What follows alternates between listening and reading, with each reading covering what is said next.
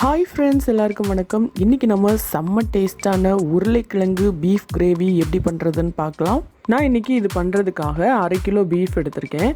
இதை நல்லா கழுவிட்டு 1/4 டீஸ்பூன் மஞ்சள் தூள், கொஞ்சம் உப்பு, கொஞ்சம் தண்ணி சேர்த்துட்டு ஒரு 5 விசில் வர்றது வரைக்கும் நல்லா வேக வைக்கணும்.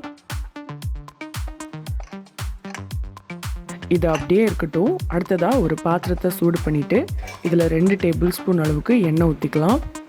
இந்த எண்ணெய் சூடானதும் இதில் ஒரு பிரியாணி இலை, இப்போ இதில் ஒரு பிரியாணி இலை, 2 இன்ச் பட்டை, 4 ஏலக்காய், 4 கிராம்பு, 1 டீஸ்பூன் சோம்பு சேர்த்துட்டு இதை கொஞ்சம் பொரிய விட்டுக்கலாம். இது கொஞ்சம் எண்ணெயில் பொரிஞ்சதும் இதில் ஒரு 25லேருந்து 30 சின்ன வெங்காயத்தை நீளமாக கட் பண்ணி சேர்த்துக்கலாம். சின்ன வெங்காயம் சேர்த்திங்கன்னா அதோட டேஸ்ட் ரொம்ப நல்லாயிருக்கும். இந்த வெங்காயம் கண்ணாடி மாதிரி நல்லா வதங்கிடுச்சு. இப்போ இதில் 2 பச்சை மிளகாவை நீளமாக கட் பண்ணி சேர்த்துட்டு ஒரு வாட்டி கலந்து விட்டுக்கலாம். இப்போ இதில் 1 டேபிள் ஸ்பூன் இஞ்சி பூண்டு விழுது சேர்த்துட்டு அதையும் ஒரு வாட்டி நல்லா கலந்து விட்டுக்கலாம். இப்போ இதில் 1 டேபிள் ஸ்பூன் அளவுக்கு குழம்பு மிளகாய் தூள் சேர்த்துக்கிறேன்.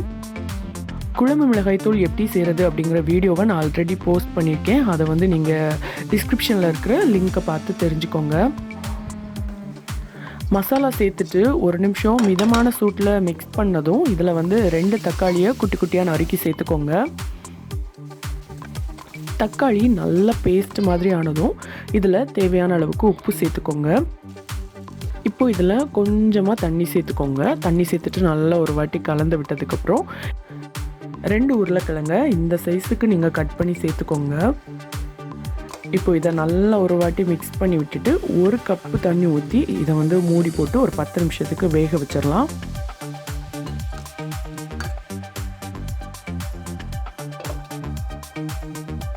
பத்து நிமிஷம் ஆயிடுச்சு. இப்போ இதை ஓப்பன் பண்ணி பார்க்கலாம்.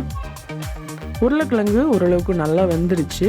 இப்போ இதில் நம்ம வேக வச்சு எடுத்து வச்சிருக்கிற பீஃபை சேர்த்துடலாம். பீஃபை வேக வச்ச தண்ணியோட அப்படியே சேர்த்துக்கோங்க. பீஃபை சேர்த்துட்டு மறுபடியும் ஒரு வாட்டி நல்லா கலந்து விட்டுட்டு கூட ஒரு 10 நிமிஷத்துக்கு மூடி போட்டு வேக வச்சிடலாம். இப்போ இதை ஓப்பன் பண்ணிட்டு கடைசியாக ஒரு கைப்பிடி அளவுக்கு நறுக்கிற கொத்தமல்லி இலையை சேர்த்துட்டு ஒரு வாட்டி கலந்து விட்டுடலாம். அவ்வளோதான், ஒரு சூப்பரான உருளைக்கிழங்கு பீஃப் கிரேவி ரெடி ஆயிடுச்சு. நீங்களும் இந்த ரெசிபியை உங்களோட வீட்டில் ட்ரை பண்ணி பாருங்கள். உங்களுக்கு இந்த வீடியோ பிடிச்சிருந்ததுன்னா என்னோட சேனலை சப்ஸ்கிரைப் பண்ணிக்கோங்க. உங்களுடைய ஃப்ரெண்ட்ஸுக்கு ஷேர் பண்ணுங்கள். ருசியாக சாப்பிடுங்க, ருசிச்சு சாப்பிடுங்க.